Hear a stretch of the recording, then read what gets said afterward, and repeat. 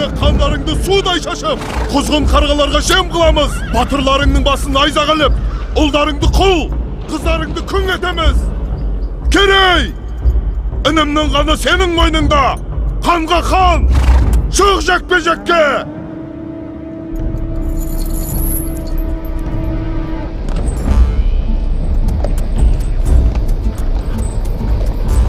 Kerey!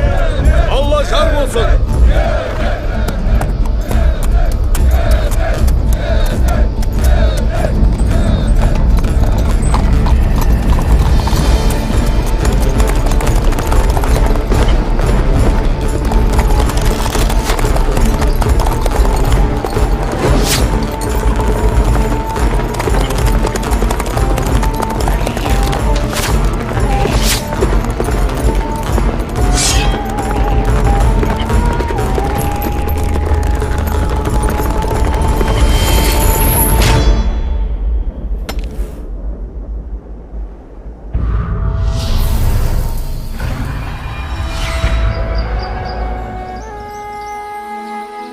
Mene balam, қыраның дайын болды.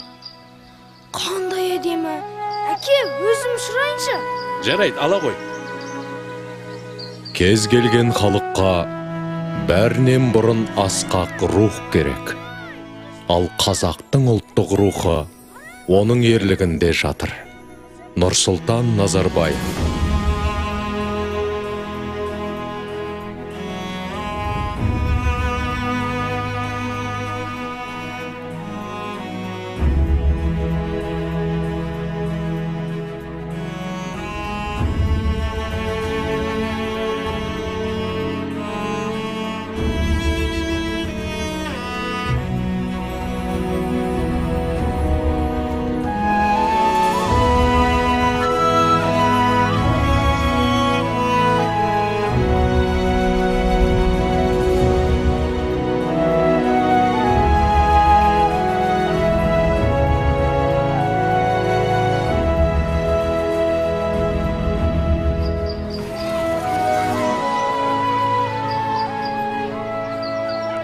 Еркін, әне батпырауыш барады.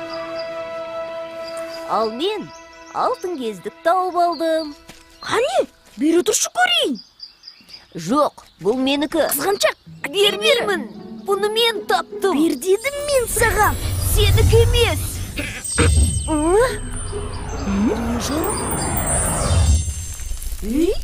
Жаңа кездік қайда? Міне қызық. Қайда жоғалып кетті? Төртеу түгел болса төбедегі келет, алтау ала болса ауыздағы кетет деген осы. Бекер таластыңдар. Ата, жаңа ғана мына ескерткіш нұр шашқандай болды. Байқамадыңыз ба? Сонда бұл кісілер кімдер? Балалар, бұл қазақ мемлекетінің негізін қалаған. Ұлтымыздың әділетті де батыр хандары, Керей мен Жәнібек. Ата, олар жөнінде айтып беріңізші. Жарайды айтайын. Сонау 15-ші ғасырдың басында Алтын Орда адырап, бір бөлігін Жошының ұрпақтары билеп тұрды. Благодарствуем вам, Барак-хан. Мы передадим ваше послание нашему князю. Сіздің жолдауыңызды жеткіземін дейді, хан ием.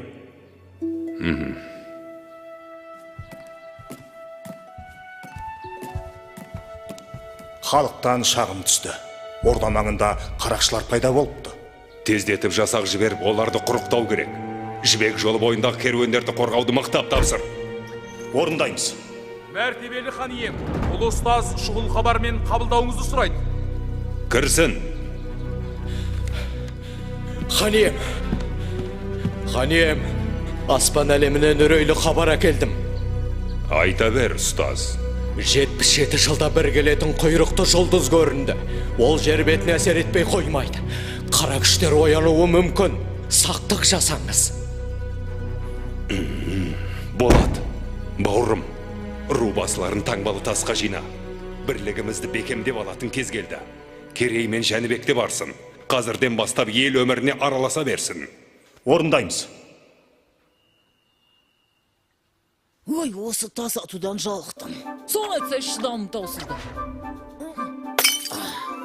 Бұған не дейсің, Жәнібек? Сол да сөз бе Керей? Көрдің бе? Мен саған одан зорын көрсетейін. Үлкен құмыраға қараш. Әне.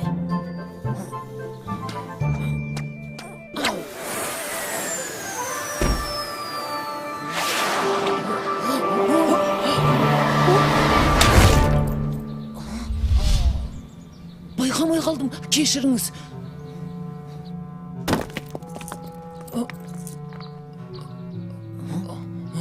Батыр аға, сақпан атуды, сойылдасуды үйреттіңіз. Енді қылыштасуды үйренсек? Алдымен атуды үйреніңдер. Біз садақ тартып нысанаға тигізуді білеміз. Қалай? Ол қозғалмайтын нәрсе. Сендер қашқанға тигізіп, атқаннан бұлтаруды үйреніңдер. Сонда тышқан атамыз ба? Барақхан таңбалы тастың басына жиналуды тапсырды.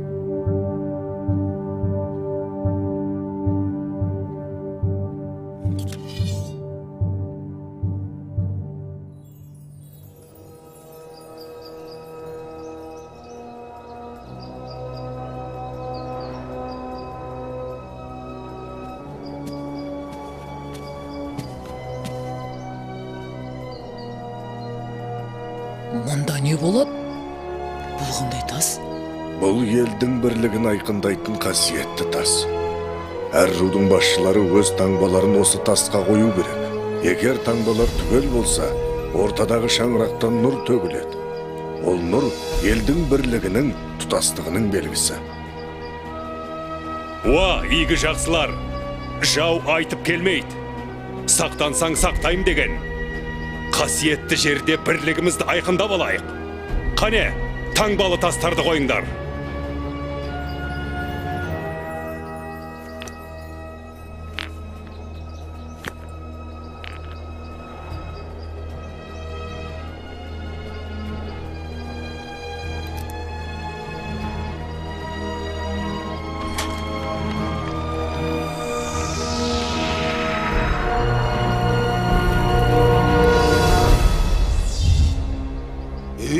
Неге нұр төгілмеді? Қарабектің таңбасы қойылмады. Өзі де көрінбейді. Қайда жүр өзі? Болат Сұлтан, сен не дейсің? Ол неге келмеген? Хан ием, Қарабектің келмегені ел бірлігін жақтамағаны ғой. Онсыз нес? Қарабектен ондайды күтпеген едік. Іштен шыққан жау жаман. Әйтеуір арамызға ірткі түспесін. Құйрықты жұлдыз көрінгенде қара күштер бас көтереді. Солардың ісі болмаса жарар еді. Ал біз ұрпаққа бірлікті мұра етіп қалдыруымыз керек. Онсыз болашағымыз қараңғы. Ендігі жерде бірлік үшін күресеміз. Батыр ата, енді не болады екен? Қарабек деген кім? Аттарың даяр ма? Иә, кеше ғана тайыма бас білдірдім. Енді менің тайымды үйрету керек. Барыңдар онда. Тез. Эй, Қарабек, Қарабек.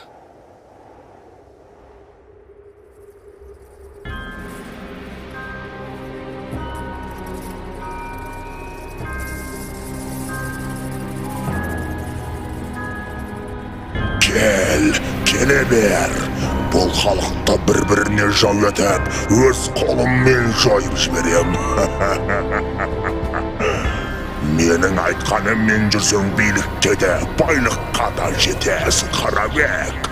Бұл саған таңбалы тасқа бармағаның үшін сыйлығым. Bir тамшыны ішкен адам қасиетінен айырылады, өз жағына жау болады.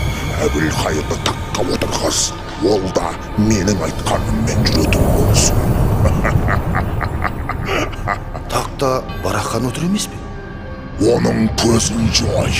Ал, аузынан сүті кетпеген Керей мен Жәнібектің жарасы жеңіл. Ләппай тақсыр.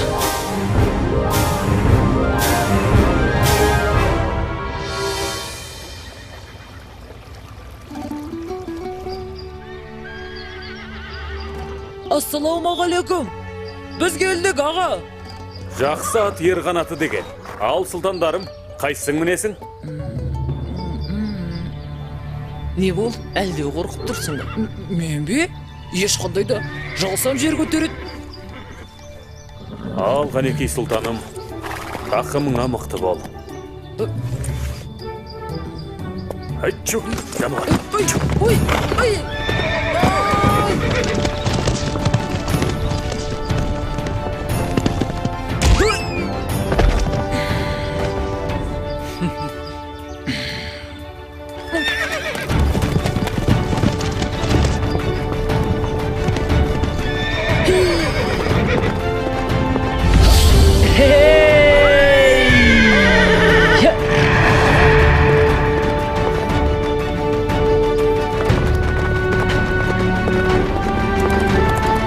Сұлтандар! Алысқа замандар! Қызылжар жақта қарақшылар болуы мүмкін!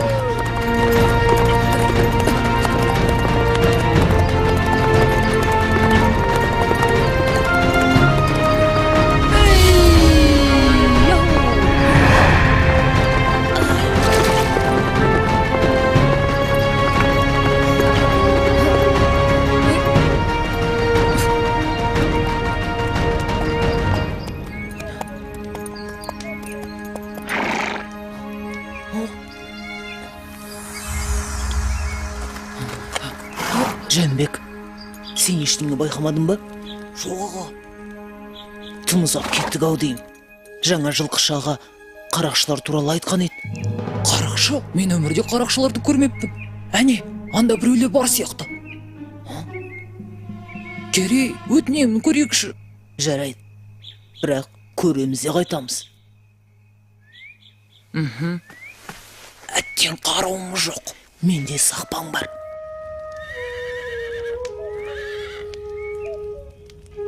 Ей, көңілдіреген жоқ па?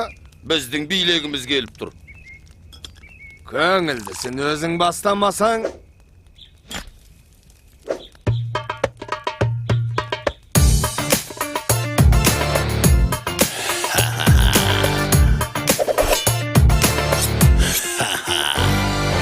Еркін дала еркесеміз біз қарақшы біліп қой. Қайда жүрсек қарнымыз тоқ, күнде думан күнде той. Басқаларша еңбек етіп, бел ауыртып жатпаймыз. Шарап ішіп шалқып тасып, біздің өмір қызық қой. Керуендер өтіп берсін жібек жолы бойында. Керуен басы береріңді өз еркіңмен дайында. Күміс теңге жібек маты бола берсін бәрібір. Аңыз етіп ел айтады ертең біздер жайында. Қорқытамыз тоңаймыз, босқылаймыз оңай біз. Алтын күміс теңгелерді сыңғырлатып санаймыз. Сауда елді қанаймыз, қасқырларша талаймыз. Оңай олжа келіп тұрса құрғаламыз қалаймыз. Қарақшымыз қаталмыз, ел тонаймыз далада. Шын болады біз дегенде қарияда балада. Ұрлық төбе қорлық деген дана сөз бар халықта. Кім айтса да тауып айтқан түйіп алшы санаңа. Ей, мынау қайдан шықты? Сайтан емес пе өзі? Кімсің ей? Сендер қоршаудасыңдар, тұтқындарды босатыңдар. Қоршауда дейді? Ешкім жоқ қой. Оны немен дәлелдейсің? Ей, бұл қалай болды? Тағы дәлел керек пе? Қай жерден атылды? Білмеймін, байқамадым. Абай болыңдар.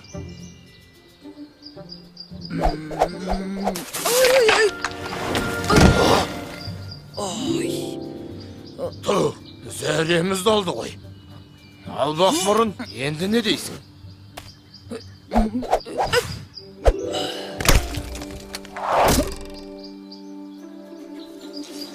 Қаш! Жәнібек, қаш! Қаш! Өшірініңді! Деген жоқ. Қазір мен оның әкесін танытайын. Тапқан екенсің ойнайтын адамды. Талдың ба? Мен саған тас атқан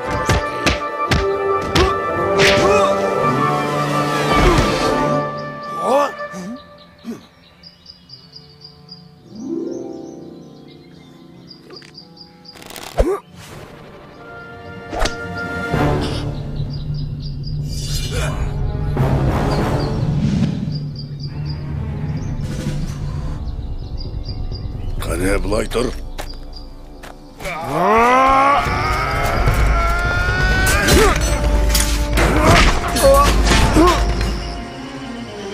Алысқа замаңдар дегенім қайда?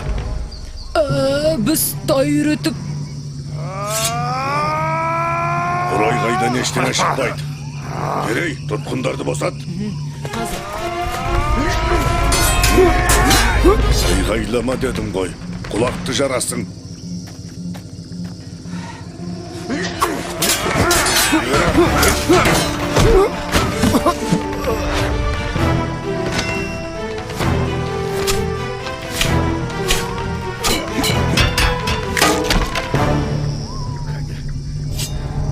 Ал сендер неге айғайламайсыңдар?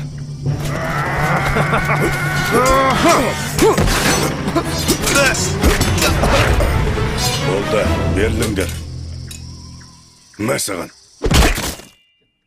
Мен құмырашы шебермін. Заттарымызды саудалауға келе жатқанбыз. Қарақшылар қапыда басты. Қай шақардан боласыңдар? Отырарданбыз. Рахмет, балалар.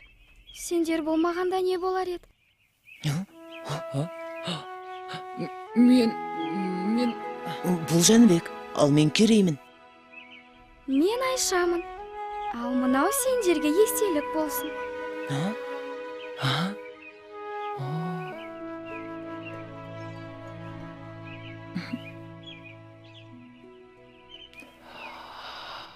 Ой. Сау болыңдар, Алла жар болсын. Сау бол. Жолдарың болсын. Сау болыңдар, балалар. Батыр ата, бізді қалай тауып келдіңіз? Ақсақалды қария айтпағанда білмес едім. Ол қандай қария? Мен оны көрдім. Бір Алла сақтады. Қарақшылар жазым етсе не болар еді? Түсіндік, Батыр ата. Керек, енді мұндай қайталамасын. Батыр ата, бізге көрінген Қыдыр ата емес пе? Әбден мүмкін.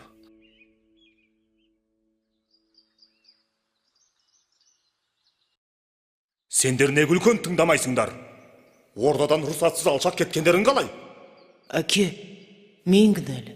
Мен. Хан әке, менен болды, кешіріңіз. Осы істерің ел бастайтын сұлтандарға лайық па? Жарайды. Бір ашуыңды маған қый. Ал сендердің бір-біріңе араша түскендерің жақсы қасиет. Біз Болат екеуміз қандай бауыр болсақ, сендер де сондай жақын болуға тиіссіңдер. Сендер жұптарыңды жазбай жүрсеңдер ғана мақсаттарыңа жетесіңдер.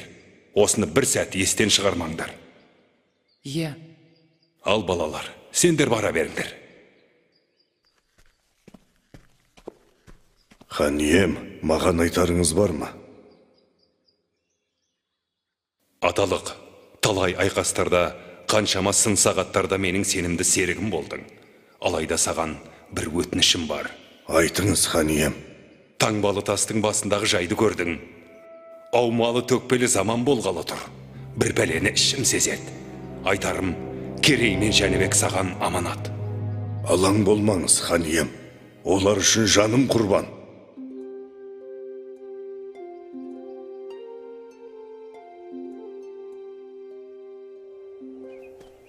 Бүгінгі жаттығуда не істейді екенбіз? Тағы да сақпан атпасақ болғаны. Батыр ата, өткендегі қашқанға тигізіп атқаннан бұлтару дегеніңізді түсінбедік. Қорамсаларыңды алыңдар.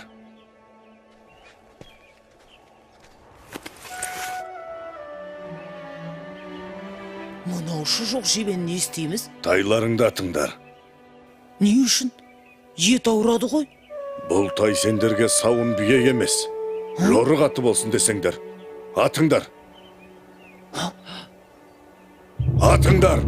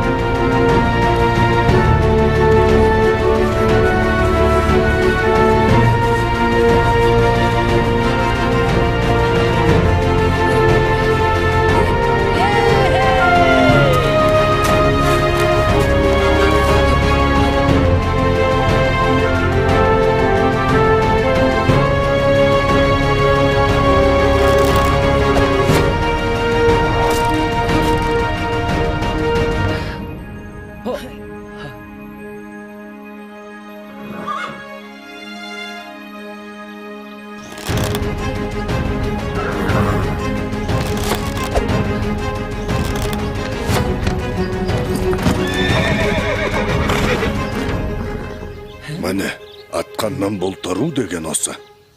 Жылқы көзі жылғадағыны көрет деп қазақ бекер айтпаған. Енді бұл тайларың сендерді жауып тұрған жебенің арасынан алып шығады. Ал шаң-шұң ұрысқа көкпардың додасына түскенде үйренеді. Түсіндік, Батыр ата. Біз ұрысқа дайынбыз.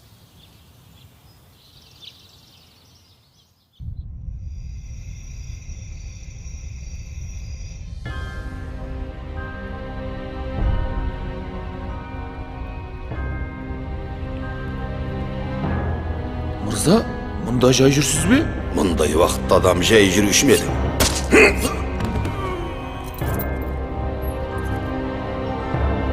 Мынау Қарабек емес пе? Мен сендерге бостандық сыйлайым, бірақ оның өтеуі бар. Не істеу керек? Әйтсе де сендер үшін түк емес. Қысқасы, таңертең барақ хан Моғолстан ханы Есенбұғаға қонаққа барады.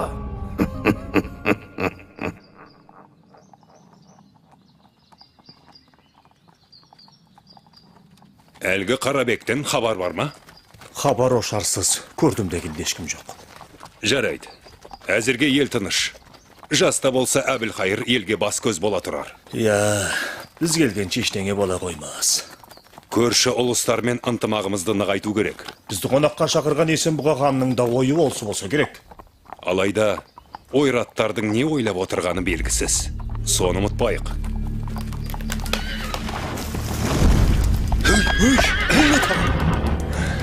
Хан ием, абайлаңыз!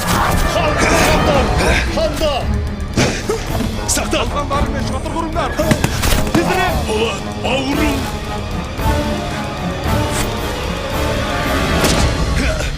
Ханға оқ түйді!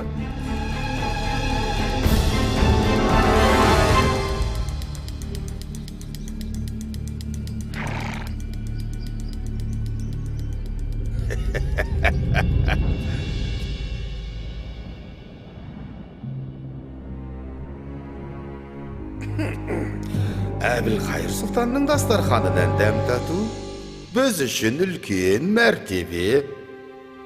Қарабек, дәстүрді бұза алмайым. Қонақ болсаң отыр. Қаралы хабар естіп, қабырғам қайысып отырған аздай. Сен не бетіңмен келіп отырсың? Таңбалы тастағы таңбаңның жоғын қалай түсіндіресің? Түсіндірейін, сұлтан. Барақ хан өлді. Болот сұлтан ауыр жаралы. ендігі тақ сіздікі? Ей, Қарабек, сен сатқындығыңмен қоймай мені азғырайын дедің бе? Сұлтаным, ас иесі мен дәмді. Меніке жай ақыл ғана. Әттен қонағымсың. Әйтпесе басыңды алар едім. Сабыр сақтаңыз. Ертең сіз хан болғанда, менің басым сізге керек болады. Хан болып ел басқару оңай дейсің бе?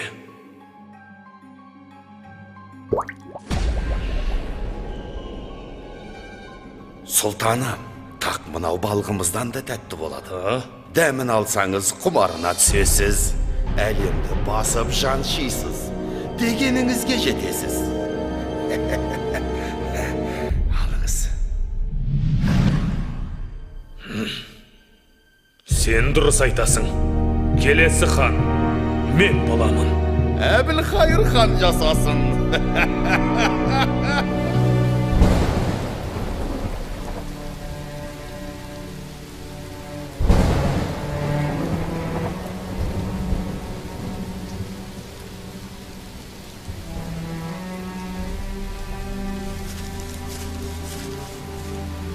Жәнібек, қайғыңа ортақпын.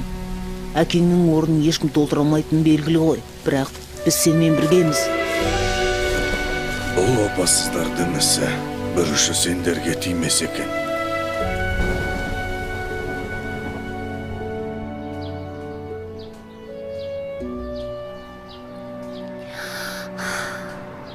Ата, ал содан соң не болды? Оларға қарт батырдың көмегі тиген болар. Я, ата, Керей мен Жәнібектің қалай хан болғанын айтып бермеші. Онда әр қарай тыңдаңдар балалар. Әбілқайыр салған салық мөлшері халыққа ауыр тиіп, ханға деген ел наразылығы күннен күнге күшейе түсті. Елдің қасіретін көріп, Керей мен Жәнібек те ер жетті.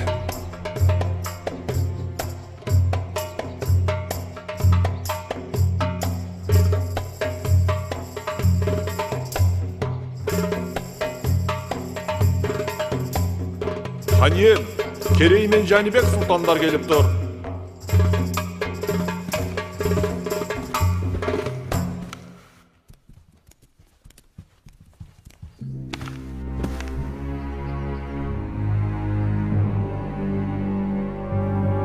Иә, сөйле, Керей. Ел еңсесі езіліп, ынтымағы дырап жатқанда, думандатып жатқандарыңызға жол болсын. Немеле, қарағалық қайғырды екен деп, хан қара жамылу керек беді? Ұсақ түйекпен ханның мазасын алмай, келген шаруаларыңды айтыңдар. Хан үшін халықтың мұңа ұсақ түйек емес, ең маңызды мәселе болар.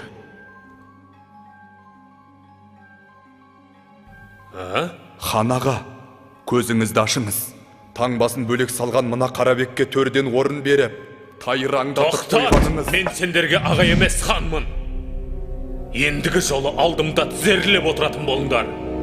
Маған ақыл айтуға келген болсаңдар, боссыңдар.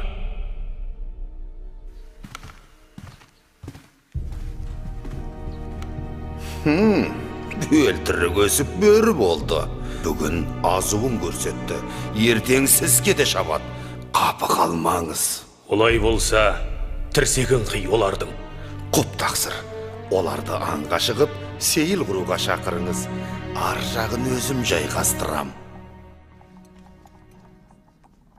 Әбілқайыр хан сендерді не үшін аңға шақырды екен? Соны түсінбедім. Түсінбейтін несі бар? Өткендегі әңгімені жуып шаймақ болар. Қазір саят құрып көңіл көтеретін кез емес. Иә, мүмкін оңашада айтар әңгімесі бар шығар. Әйтеуір сақ болайық.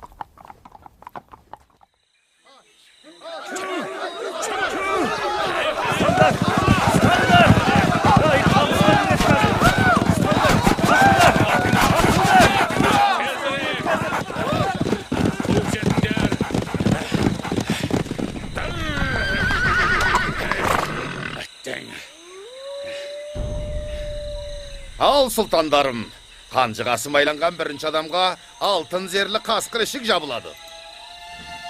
Бәрекелді. Ханның жомарттығына разымыз. Алтын ішік Ал, қамыс ішіне кем кіреді? Мен кіремін. Мен де әзірмін. Сендердің өжет екендеріңе күмәнім жоқ. Алайда сақ болғайсыңдар. Оу, батыр, шәкірттеріңнің шамасын көрейік.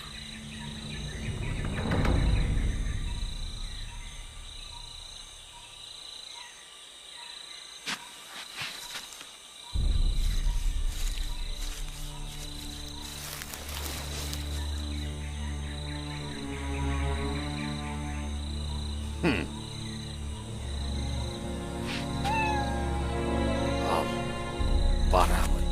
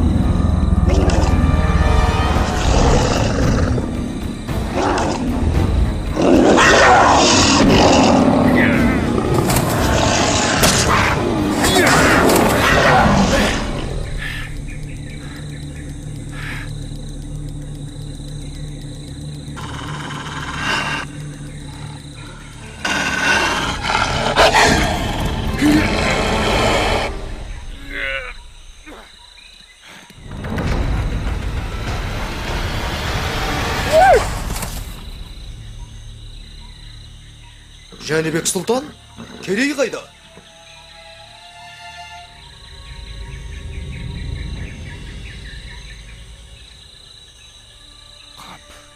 Болмады. Жәнібек сұлтан жасасын. Жаса, Керей сұлтан. Сұлтандар келеді. Жарайсыңдар, сұлтандар. Олардың батыр болып өскенін көрдің ғой. Қалайда көздерін құрту керек. Иә, олардың батырлығы сорымыз, көздегені тағыңыз. Ендеше, тездетіп амалын тап. Орындалады тақсыр. Хан ием, ойрат ордасынан елші келді. Әбілқайыр хан, қонтайшымыз саған дұғай сәлем айтты. Бұдан былай, ойратқа салық төлейсің. Уақытында төлесең өмірің тыныш, ордаң бүтін болады. Дұрыстап ойлан, қонтайшы екі сөйлемейді.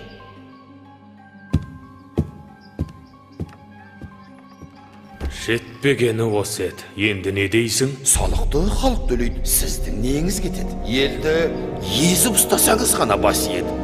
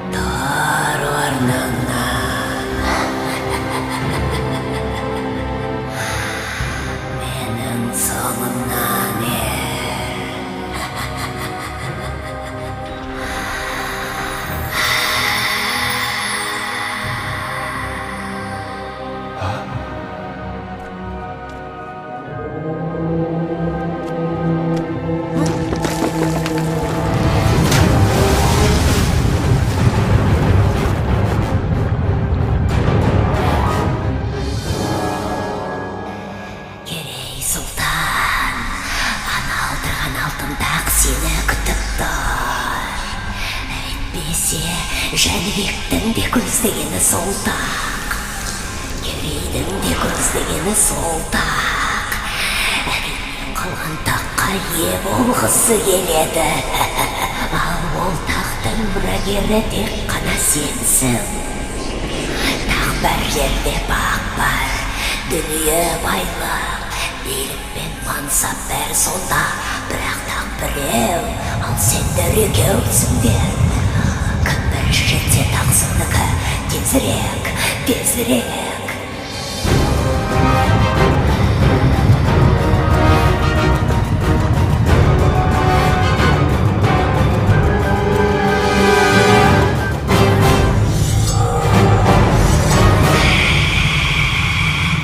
Неге қарап тұрсың?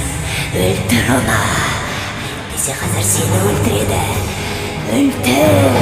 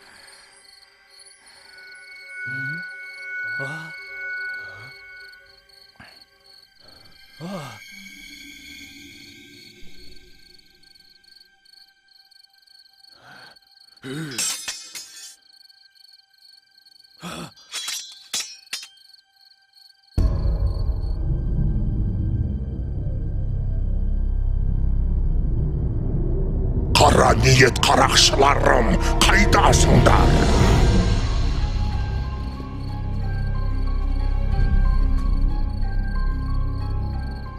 Бұлар баяғы қарақшылар емес пе? Иә, дәл таптың, сұлтан. Сендердің кесірлеріңнен біз тарға пасқа қамалып қорлық көрдік. Ал енді сен де біліп ал, Жәнібек сұлтан. Сенің әкеңе қадалған жебе менікі. Емені? Енді сендер де осы жерден тірі шықпайсыңдар. Ах, қаны шер жауыздар! Жәнібек!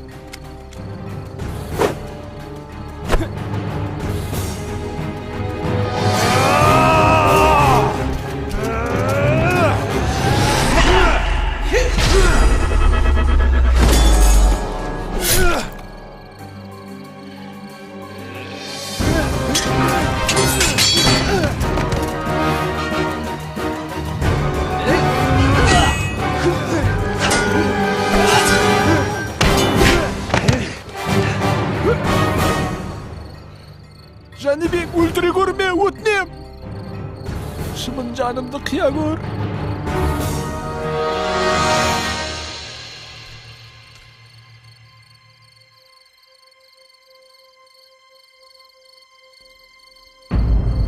Жәнібек, байқа!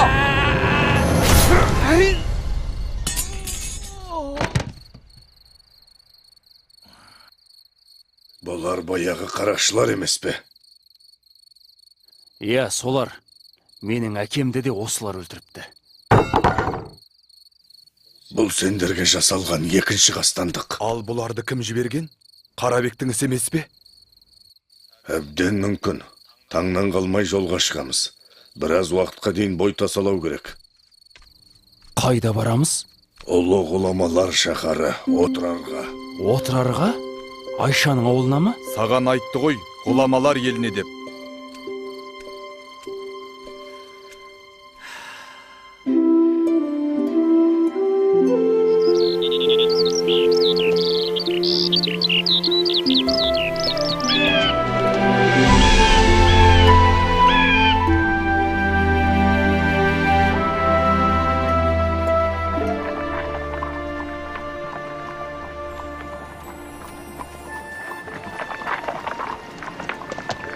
Ассалаумағалейкум, ақсақал. Уағалейкум ассалам. Көш көрікті болсын. Ей, балам, несін айтайын. Бұл елден береке кеткелі қашан. Ханымыз адам танымастай өзгерді. Ауыр салықты көтер алмай көшіп барамыз. Әттең қолымыз қысқа.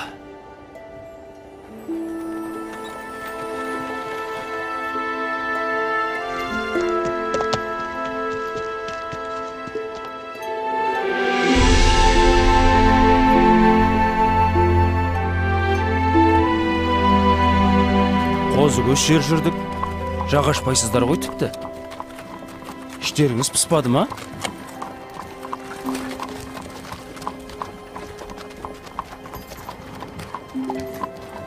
Батыр ата, отырар әлі алыс па? Олай болса мен сіздерге ән айтып берейін. Жол қысқарсын.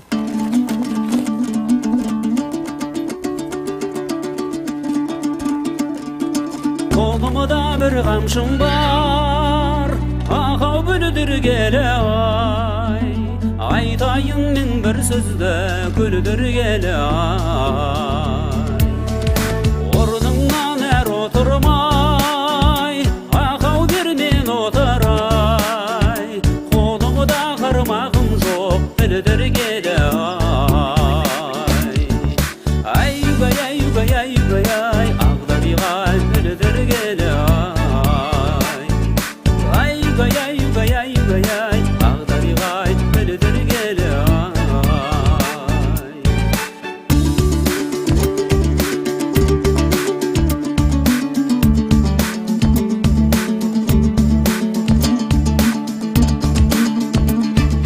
Қолымда бір қамшым бар, ақау бунақтаған ай. Бәйгеден екі ат келеді, ойнақтаған ай.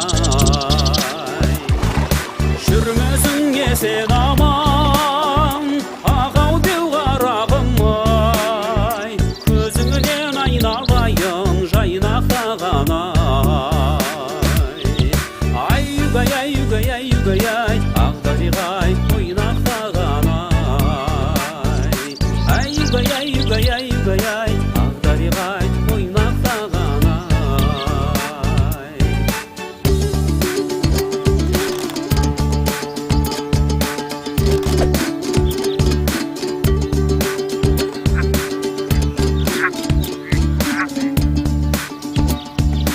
Ай-югай, ай-югай, ай-югай, ай, ағдариғай ойнақтаған ай. Міне, келіп те қалдық. Отырар ғажап қала екен. Көгілдір күмбездері қандай. Иә, бұл шаһарда Айша тұрады. Мен жаяшин, расында да әдемі қала екен. Ай-югай, ай-югай, ай-югай, ай. Ішке кірейік.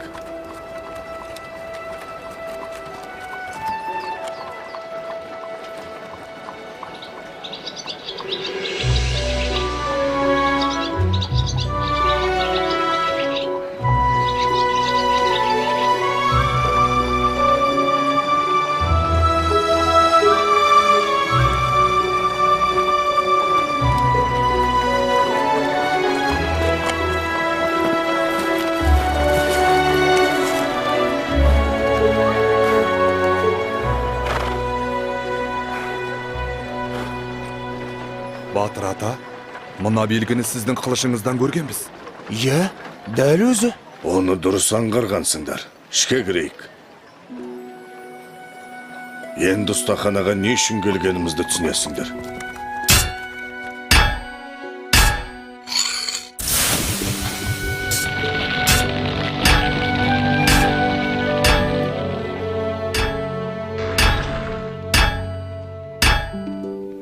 Амансың ба, қандыбалақ досым? Армысың батырам. Ат көлік аман келіп жеттіңдер ме? Аллаға шүкір сапарымыз сәтті болды. Ал өзің қалайсың? Қартайып қар ұстауға жарамай қалған жоқсың ба? Жоға, о не дегенің? Жауға қарсы бірге шабайық десең, мен дайынмын. Бәрекелді достым. Менің өтінішімді орындап қойған боларсың. Иә, сенің тапсырысыңды дайырлап қойдым. Әкеліңдер. Мынау менің шәкірттерім. Саған берген тапсырыстың иелері осылар. Онда бұлар осал жігіттер болмады ғой. Қанекей.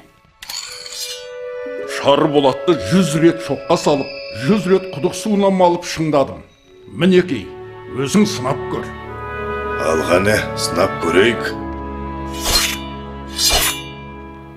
Міне, нағыз батырға лайық алмас қылыш осы.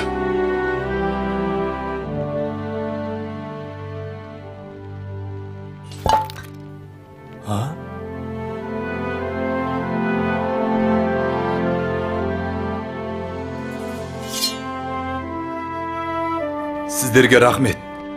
Бұл қылыш ел мүддесіне қызмет ететін болады. Жаумен бетпе-бет келсем ғой, жайратып салатын. Ол күнде алыс емес, бірақ күш пен қарудан маңызды нәрсе бар. Енді сендерге соны үйрену керек. Біз қашанға үйрене береміз? Ержеттік емес пе? Құдай қаласа сендер келешекте ел бастап халық қамын жейтін азамат боласыңдар. Дана, кемеңгер адам ғана елін әділ басқарып дегеніне жеткізеді. Ол үшін білім керек. Қараңдар, ұлы дала төсіндегі мына шаһар әлемге әйгілі қаншама даналарды шығарды. Таңертең сол білім ордасына барамыз.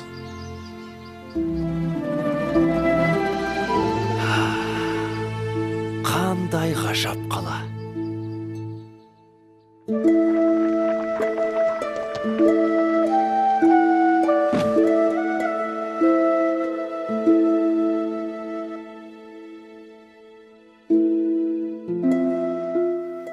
Ассалаумағалейкум, ұстаз.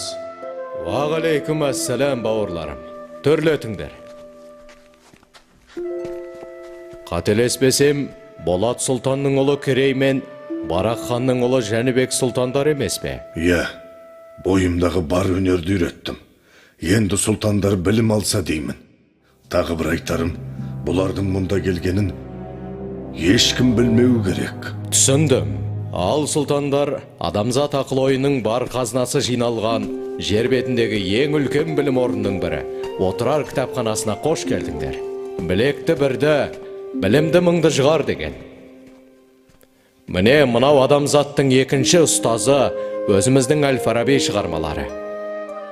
Мынау Барзғандық Махмуд Қашқари, ал мұнда баласығындық Жүсіп еңбектері. Сол жақта ғылымның серкесі Ибн Сина. Міне сіздерге керегі осы болар. Бабырнама, Құтағыду білік. Анау сөрелерде Аплатон, Пифагор сынды Рум ғұламаларының кітаптары бар.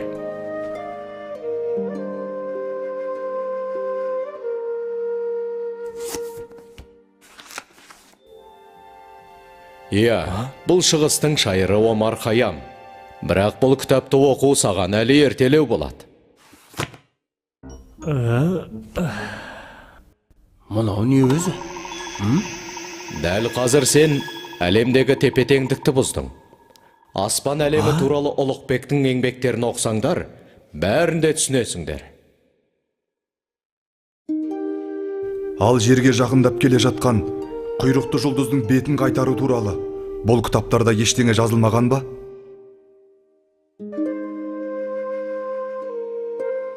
Бұл сұрақтың жауабы бір Аллаға ғана аян. Өйткені аспан әлемінің біз білмейтін құпия сырлары өте көп.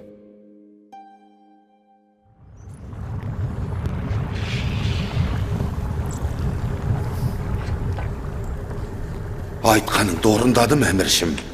Елдің бірлігін жойып, берекесін кетірдім. Орданың шаңырағы шайқалып тұр. Сен Керей мен Жәнібектен көз жазып қалдың. Оларды қайткенде де табу керек. Сол екеуін қолдайтын бір күш бар екен анық. Түсіндім. Жер астына кіріп кетсе де табамын.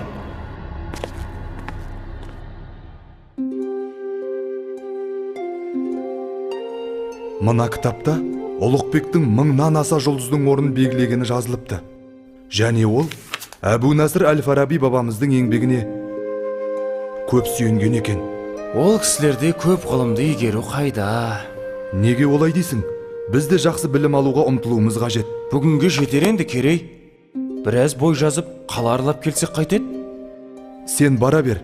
Мен әлі біраз отырып, мына кітапты аяқтап тастайын. Жарайды, өзің біл. Мен барып қаламен танысып қайтайын.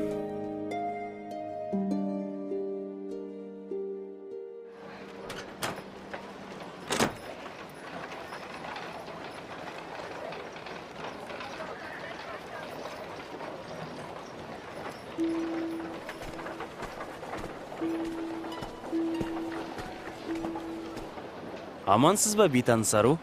Кешіріңіз, сіз құмыра жасайтын шеберхананың қайда екенін білесіз бе? Білемін, бірақ есіме түспей тұрғаны. Мүмкін бір зат сатып алсаңыз, есіме түсіп қалар. Олай болса, мен сіздің мына гүліңізді алайын. Бұл гүл жарайды, сізге берейін.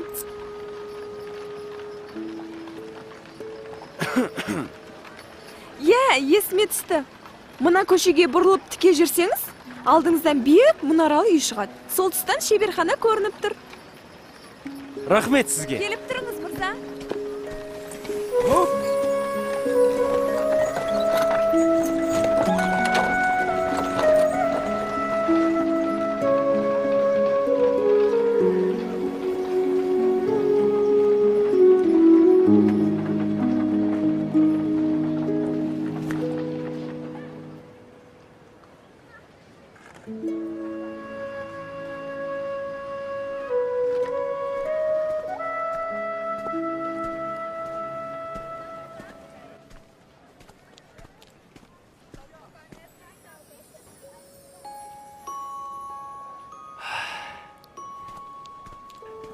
Айша? Бұл кім өзі? Жігітім, жай ма? Мен жай Айша керек еді. Айша ма? Ол келесі шеберханада. Айып етпеңіз, қателесіп қалыппын. Қабат деген ай, ыңғайсыз болды. Сәлем бердік. Қазір, күте тұрыңыз. Мен жаңа ою үлгісін жасап жатырмын. Бұлай, енді бұлай. Міне, дайын бол. Айша, Әкеліңіз.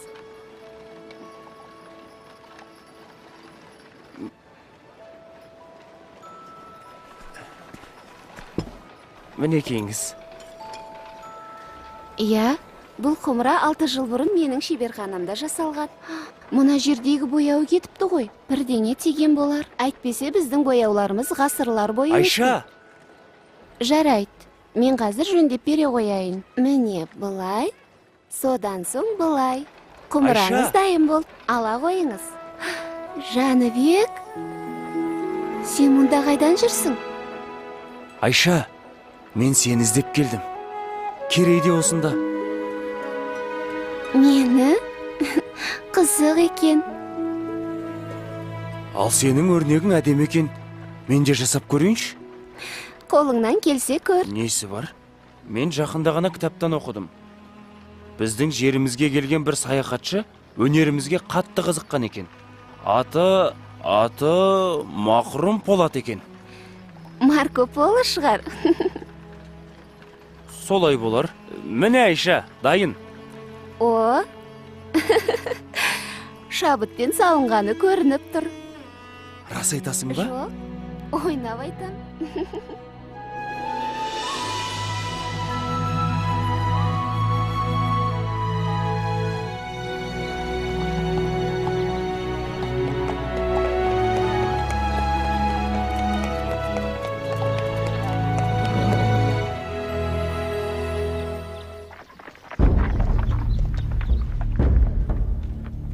Бұлар кімдер екен? Олар ойраттар. Халықтан жиған олжасын алып барады. Ойраттар бізді қашанғы қанайды. Оларды орнына қоятын кез келген сияқты. Жүрек қалауларың білсін. Өз әрекеттеріңе жауап беретін кездерің келді.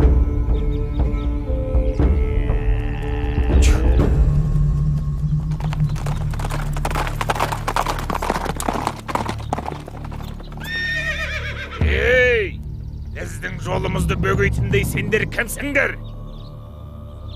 Біз Әбілқайыр ханнан тиесілі салығымызды алып келе жатырмыз. Жолды босатыңдар. Әйтпесе, Мен Болат Сұлтанның ұлы Кереймін. Халықты жылатып жинаған құнсалықты осы жерде қалдырыңдар. Ал Қонтайшыға айта бар, енді біздің елді мазаламасын. мынау не деп тұр өзі? Басыңды шауып, Қонтайшыға қоса апарайық онда.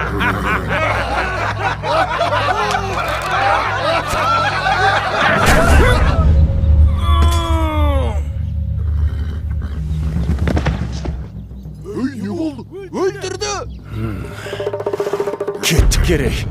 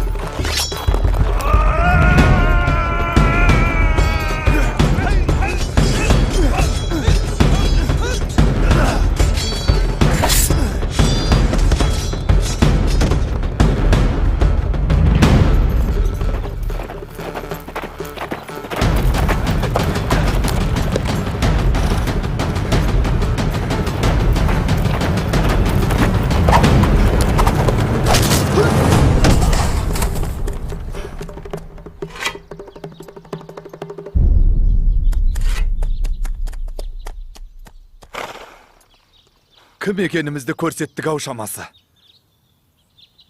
Батыр ата, қандай баға бересіз? Қиын сәттер әлі алда.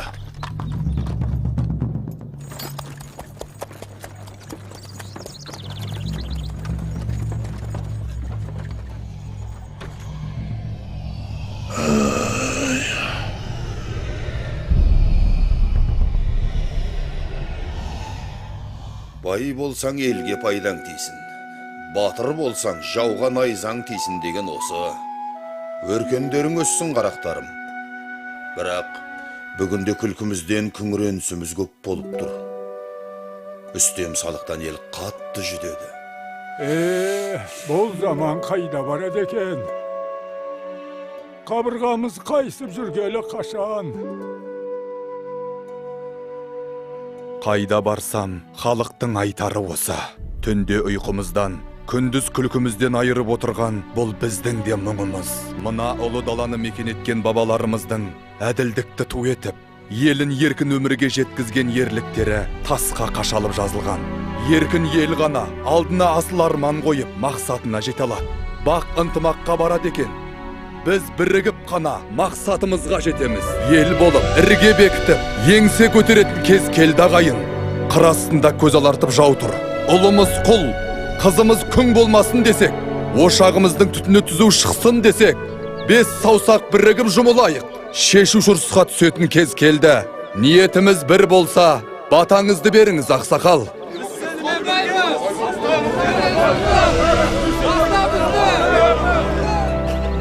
Арманың қол жетер жерде болсын, халқыңның қалауы сенде болсын.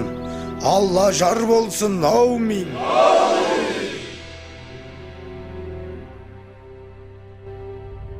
Я, айта бер, не бітірдің? Ханды азғырып, Жәнібек пен Керейге қарсы айдап салған едім. Болмады. Мен берген қара дәрінің әсерінен бе, жорыққа бара жатқан ханымыз жолда қайтыс болды. Енді не істейміз? Тыңда, Қарабек, сен Қонтайшыға барып, оның сеніміне кіруге тырыс. Ханның қайтыс болғаны туралы хабар оларға ендігі жеткен болар. Ойраттардың сақшыларына шабуыл жасаған Керей мен Жәнібек екенін айтып бар. Оны білсе Қонтайшы олардан кек алмай қоймас. Ал екі сұлтанмен соғысып, әбден әлсіреген сәтте Қонтайшының көзін жою қиын емес. Оқтың ба? Оқтым әміршім. Сонда так менікі болады.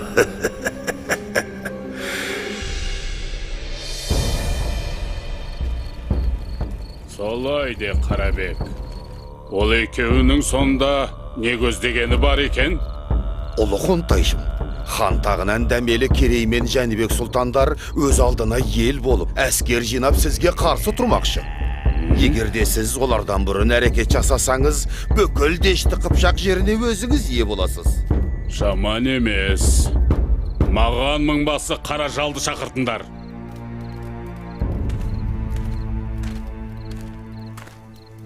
Сен ініңнің кімнің қолынан мерт болғанын білесің бе? Білсем, қанын судай шашып, кегімді қайтарар ем.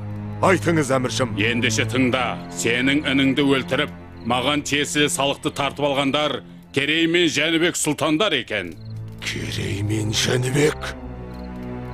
Рұқсат етсеңіз, дәл қазір аттанам. Екеуінің де басын шауып алдыңыз қалып келмесем, қара жал атым құрысын. Әскерлер жорыққа дайындалсын. 3 күннен соң аттанамыз. Әміріңізге қолдық. Ал сен, Қарабек, бізді бастап барасың.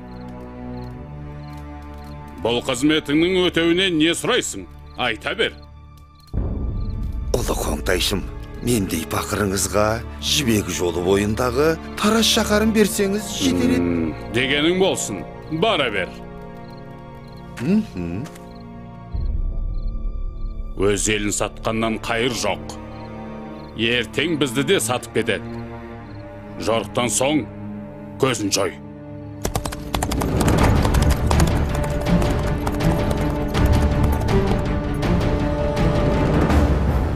Олар жорыққа шыққалы жатыр. Қолы бізден 2 есе көп.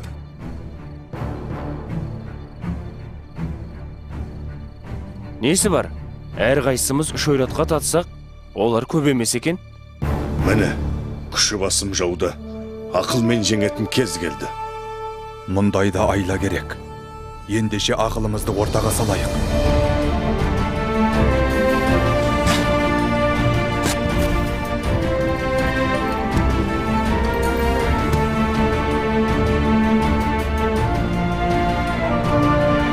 Әне, қарауыл төбеден белгі көрінді. Қане, атқа қонайық. Жәнібек, дабылдың белгісін бер.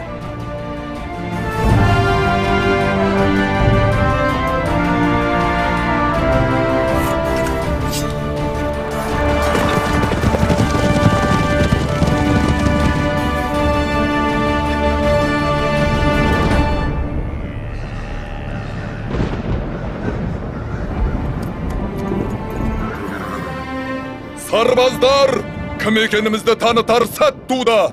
Мына ұлы даланы мекен етеміз, не жоқ боламыз.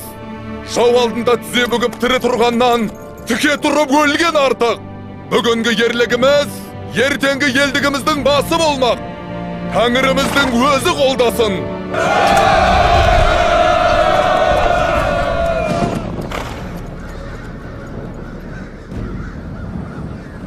Олардың қолы қанша? Бізден 2 есе аз, әміршім. Қаражал!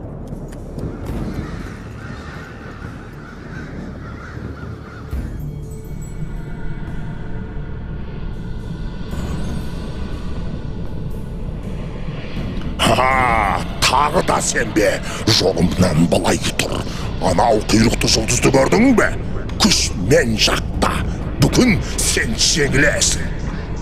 Біздің айқасымыз әлем жаратылғаннан бері ешқашан толастаған емес. Бірде сен, бірде мен жеңдім. Ол бүгін кімнің жеңетінін құдіретті күшті бір Алла біледі. Әлде сен аққа құдайшақ екенін ұмыттың ба? Мені де қолдайтын күш бар екені есіңде болсын. Барлығын жермен жексен етем, мәңгілік түн. Ей, қазақтар! Дәл осы жерде қандарыңды судай шашып, құзғын қарғаларға жем қыламыз. Батырларыңның басын айза қалып, ұлдарыңды құл, қыздарыңды күң етеміз. Керей, інімнің қаны сенің мойныңда. Қанға қан, шық жекпе-жекке.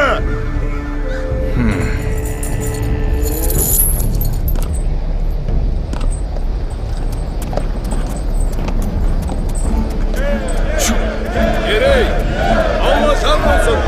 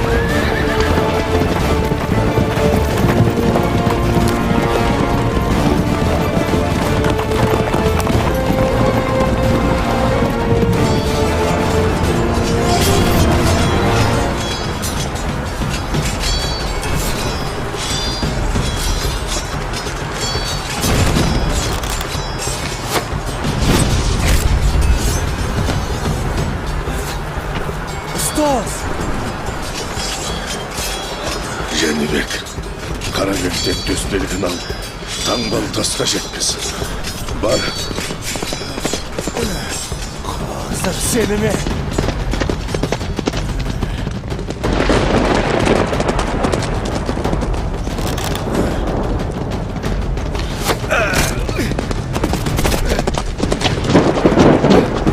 Жәнібек, кешір. Мен сенің әкеңнің сенімді серік едім ғой. Мені қарабасты, мені сайтан азғырды. Тірі қалдырсаң, өмір бақи құлың боп өтем. Жәнібек, өтінем. Онда бар сол сайтаныңа.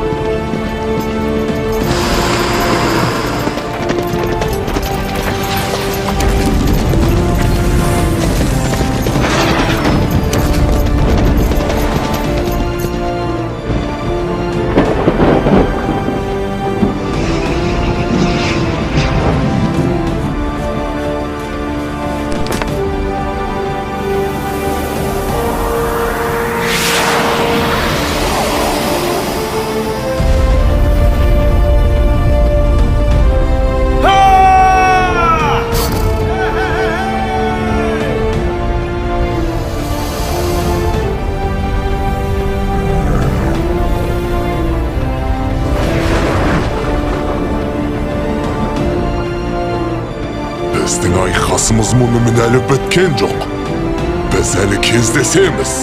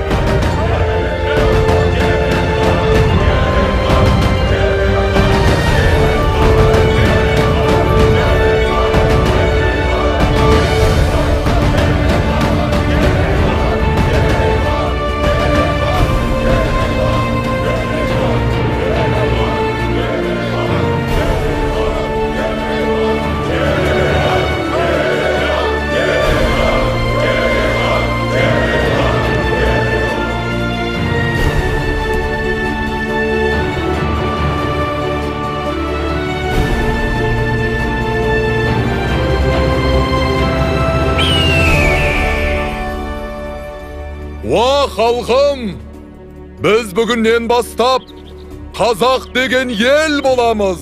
Мына ұлы даламызды жанымыздан артық қастерлеп, қанымызбен қорғаймыз. Іргесі берік, туы биік бұл ел келер ұрпаққа аманат болсын. Ұлы дала елі мәңгілік болғай деп тілейік.